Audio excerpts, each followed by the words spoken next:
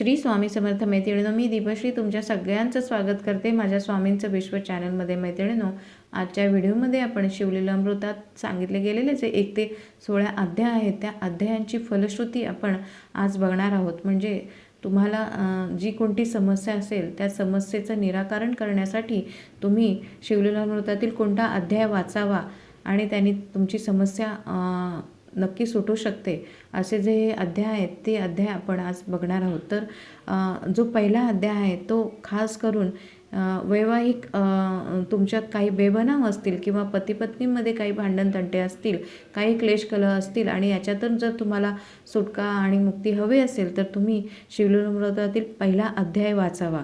तसंच दुसरा अध्याय हा कौटुंबिक स्वास्थ्याकरता आणि खास करून कर्जमुक्तीकरता हा अध्याय वाचला जातो। तुम्हाला जर जास्त प्रमाणात कर्ज झालं असेल किंवा कौटुंबिक जर स्वास्थ्य नसेल तर तुम्ही हा दुसरा अध्याय नक्की वाचावा।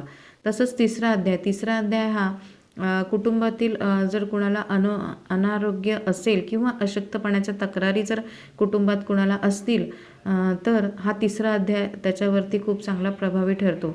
तसंच चौथा अध्याय हा खास करून गर्भपात होऊ नये किंवा गर्भ स्थिरावण्यासाठी हा चौथा अध्याय वाचला जातो। अनेक वेळा अनेक स्त्रियांचा गर्भ स्थिरावत नाही आणि वेळोवेळी गर्भपात होऊ शकतो। त्या समस्येवरती प्रभावी असा हा चौथा अध्याय जरूर वाचावा, त्याने त्यांची ही समस्या दूर होऊ शकते। तसंच पाचवा अध्याय हा व्यवसाय वाढीसाठी आणि यशप्राप्तीसाठी खास करून वापरला जातो। व्यवसायातील प्रगतीसाठी किंवा नोकरी मिळावी किंवा नोकरीत प्रगती व्हावी यासाठी तुम्ही पाचवा अध्याय जरूर वाचावा। तसंच सहावा अध्याय हा खास करून वैवाहिक सुखासाठी आणि सौभाग्याच्या वाढीसाठी हा सहावा अध्याय वाचला जातो। तुम्हाला तुमच्या सौभाग्याच्या रक्षणासाठी किंवा तुम्हाला उत्तम सौभाग्य तुमचं चांगलं राहावं, त्यांच्यावरची टळावीत यासाठी सहावा अध्याय हा खास करून वाचला जातो। तसंच सातवा अध्याय हा आध्यात्मिक प्रगतीसाठी आणि तुमच्या मुलांच्या प्रगतीसाठी सातवा अध्याय हा तुम्ही नक्की वाचावा। आणि आठवा अध्याय हा खास करून पुत्रप्राप्तीसाठी आणि मनःशांतीसाठी वाचला जातो। जर कोणाला पुत्रप्राप्तीची इच्छा असेल तर त्यांनी आठवा अध्याय जरूर वाचावा। तसंच नववा अध्याय हा गृहसौख्यासाठी तसंच तुमच्या कुटुंबातील मुलांच्या शिक्षणासाठी तसंच आरोग्यासाठी हा नववा अध्याय हा उत्तम मानला गेला आहे। कुटुंबातील सदस्यांचं आरोग्य उत्तम राहावं, मुलांच्या शिक्षणात चांगली मुलांची प्रगती व्हावी यासाठी नववा अध्याय हा वाचला जातो। तसंच दहावा अध्याय हा सुखसमृद्धीसाठी तसंच दीर्घायुष्य लाभण्यासाठी 10वा अध्याय वाचला जातो। आता 11वा अध्याय हा शिवलीलामृतातील अतिशय महत्त्वाचा अध्याय हा मानला गेला आहे। हा अध्याय वाचल्याने तुम्हाला सर्व प्रकारचं सुख मिळू शकतं, तसंच सर्व प्रकारच्या आनंदासाठी आणि सुखासाठी हा एकंदरीत प्रगतीसाठी आणि एकंदरीत सर्व सुखसमृद्धीसाठी 11वा अध्याय हा तुम्ही जरूर रोज वाचावा।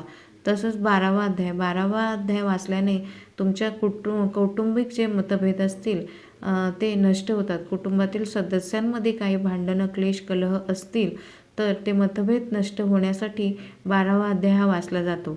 तसंच 13वा अध्याय वाचल्याने तुमच्या वास्तूमध्ये काही दोष असतील आणि त्या वास्तुदोषामुळे काही समस्या तुमच्या आयुष्यात निर्माण होत असतील तर त्यासाठी 13वा अध्याय वाचावा आणि घरात आनंद मिळण्यासाठी हा वास्तुदोष निवारण्यासाठी हा खास 13वा अध्याय वाचला जातो।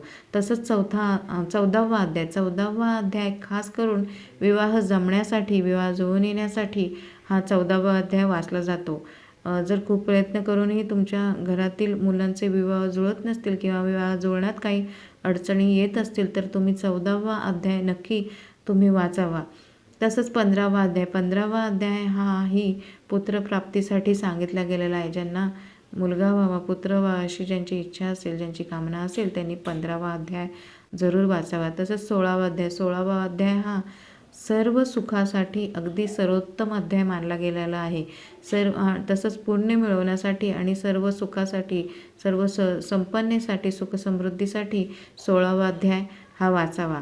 असे हे शिवलीलामृतातील 1 ते 16 अध्याय हे तुमच्या प्रत्येक समस्येवरती त्याचं प्रत्येक अध्याय हा दिला गेलेला आहे. तर तुम्हाला जी कोणती समस्या असेल त्या समस्येनुसार तुम्ही शिवलीलामृतातील अध्यायांचं वाचन अवश्य करू शकता.